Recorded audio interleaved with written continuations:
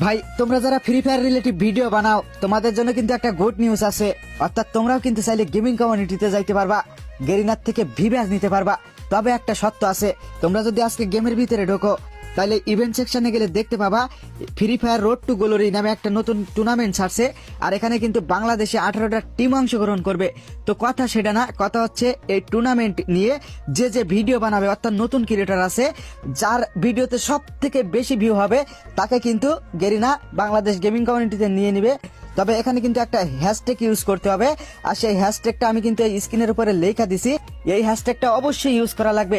তো দেরি কিসের, তোমরাও যদি গেমিং কমিউনিটিতে যাইতে চাও বা তোমরা যদি ভিভ্যাস নিতে চাও তাহলে অবশ্যই এটা নিয়ে একটা করে ভিডিও বানাও।